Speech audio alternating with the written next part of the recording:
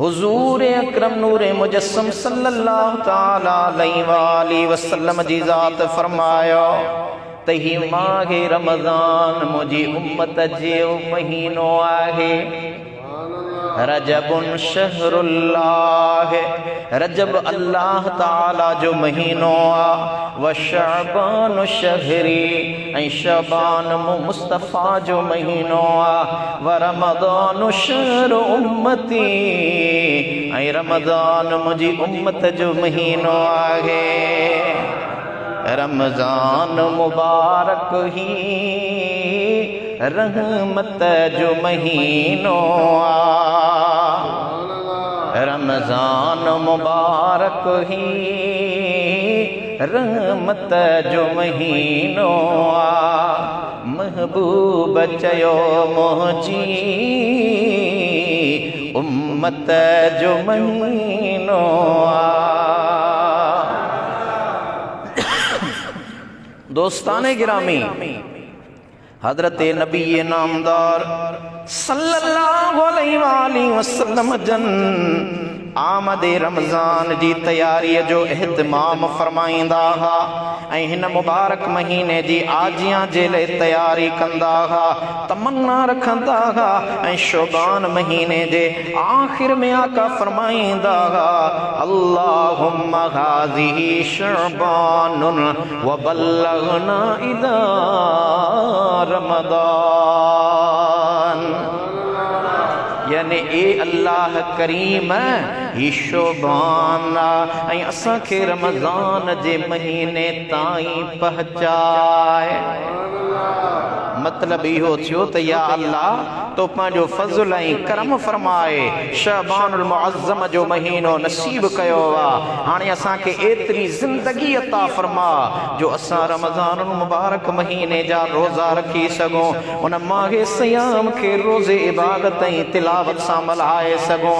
मुंहिंजे आका नबी नामदार सल्लल्लाहु अलैहि वसल्लम जन हिन मुबारक महीने जे इस्तक़बाल लाइ शोबान महीने में ई नफ़ली रोज़ा रखंदा हा।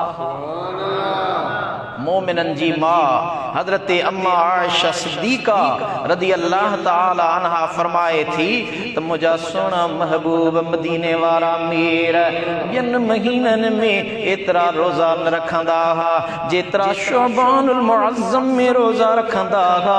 एतिरे क़दर जो शअबान जा रोज़ा रमज़ान सां मिलाए छॾींदा हा ऐं फरमाईंदा हा त खुदाए अज़्ज़ व जल जो मेहमान पियो अचे, उन जो इस्तक़बाल करे रहिया आहियूं। ही माहे सयाम एॾिन रहमतुनि वारो महीनो आ। हिक हदीस जेका मुंहिंजे आका मदीने वारे पीर जो प्यारो असहाबी हजरत सलमान फारसी रदी अल्लाह ताला अन्हु रिवायत थो करे। साहबी सगोरो ॿुधाए थो तो मुझा महबूब रहमतुल लिल आलमीन हबीब शोबान जे आखिरी ॾींहं ते हिक ॾिहाड़े सभिनी सहाबा सां गॾिजी वेठा ऐं तफ़सीली बयान फरमायऊं। मुझे आका रहमत वारे हबीब फरमायो, ए इंसानो अवां ते हिक अज़ीम शान ऐं मुबारक महीनो साए फगन थियण वारो आ। यानी अवां ॾा रहमत भरियो उहो महीनो अचण वारो आ जंहिंमें हिक रात आ जेका 1000 महीननि खां अफ़ज़ल आहे।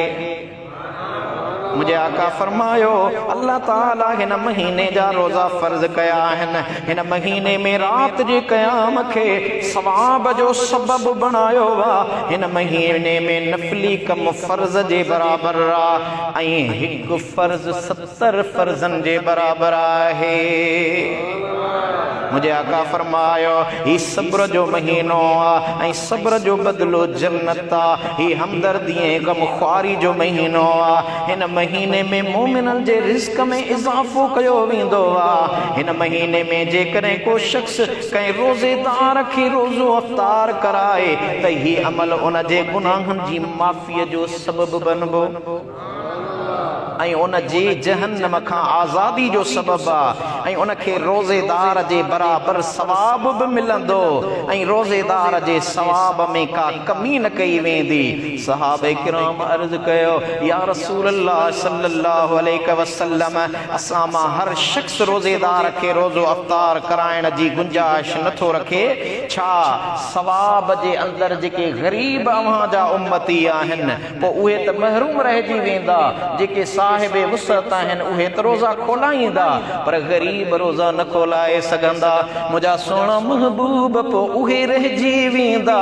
मदीने वारे मीर फरमायो न जेकॾहिं अव्हां मझां यानी मुंहिंजी उम्मत मझां को रोज़ो खोलाए, रोज़ो खोलाइण जे लाइ भली कतल जी हिकिड़ी गड़ी हुजे, लस्सीअ जी हिकिड़ी लप हुजे, खीर जो थोरो ढुक हुजे या पाणीअ जो गिलास हुजे, उन में बि मुंहिंजो मिठड़ो रब करीम उनखे एॾो ई अजर ऐं सवाब अता फरमाईंदो।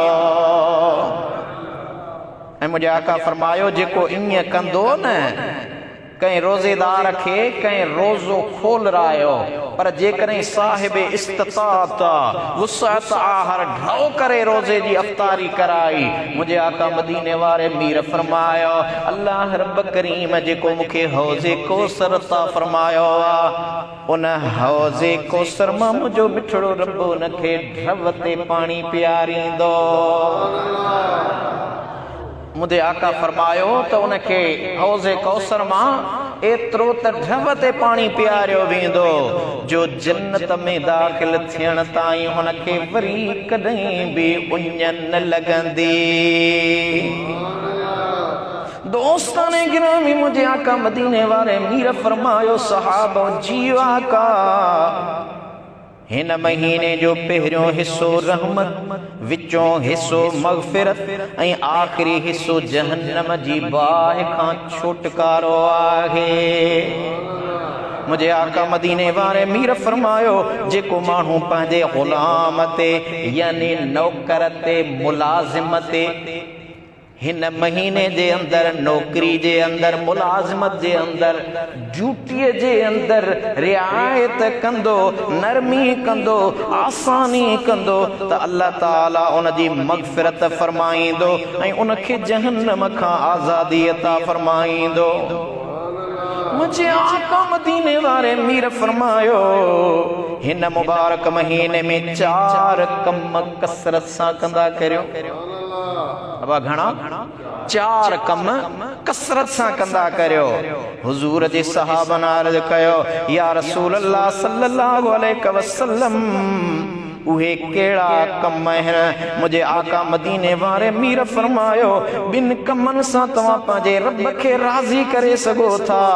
उहे ही आहिनि त हिन महीने में ला इलाहा इल्लल्लाह जी कसरत कंदा करियो। ला इलाहा इल्लल्लाह जो ज़िक्र ज़्यादा कंदा कयो ऐं उन सां गॾु मुंहिंजे आका मदीने वारे मीर फरमायो तव्हां अस्तगफिरुल्लाह ताला रब्बी मिन कुल्लि ज़ंबिन व अतूबु इलैहि इस्तगफार कसरत सां कंदा करियो। इहे 2 कम कयो ऐं जन 2 कमनि खां सवा तव्हांखे चारो नाहे उहे ही आहिनि। मुंहिंजे आका फरमायो त हिन भलारे महीने जे अंदरि रब्बे कायनात अज़ व जल खां जन्नत जी तलब कंदा करियो ऐं जहन्नम जी बाहि खां निजात जूं दुआऊं घुरंदा करियो। यानी कसरत सां रब्बना आतिना फिद दुनिया हसनतुम व फिल आखिरते हसनतुम व किना अज़ाबन नार।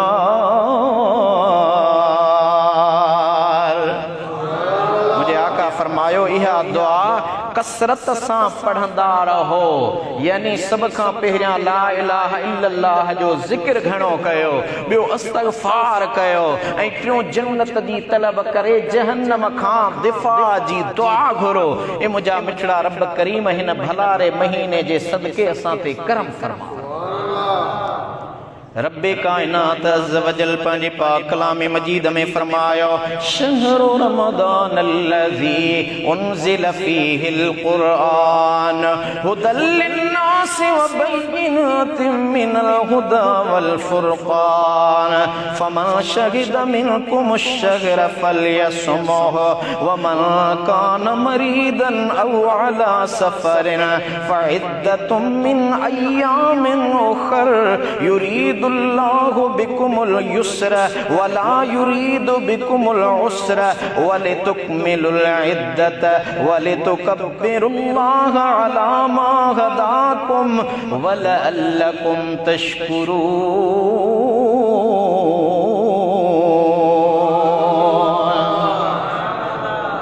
अल्लाह ताला फरमायो रमज़ान जो महीनो हुआ जंहिंमें क़ुरान लाथो वियो आहे जेको माण्हुनि जे लाइ हिदायत आहे ऐं जंहिंमें रहनुमाई करण वारियूं ऐं हक़ ऐं बातिल में फ़र्क़ु करण वारियूं निशानियूं आहिनि। पोइ तव्हां मां जेको बि हिन महीने खे लहे यानी हासिल करे त हिन महीने जा रोज़ा रखे ऐं जेको बीमार या सफ़र में आहे त ॿियनि ॾींहंनि जे रोज़नि जी ॻणप पूरी करे अल्लाह ताला तव्हांजे हक़ में आसानी चाहे थो, तव्हांजे लाइ ॾुखियाई नथो चाहे, इन करे जो तव्हां ॻणप पूरी करे सघो ऐं इन करे जो उन तव्हांखे जेका हिदायत फरमाई आहे उन ते उन जी वॾाई बयानु कयो त तव्हां शुक्रगुज़ार बणिजो। दोस्ताने गिरामी, अल्लाह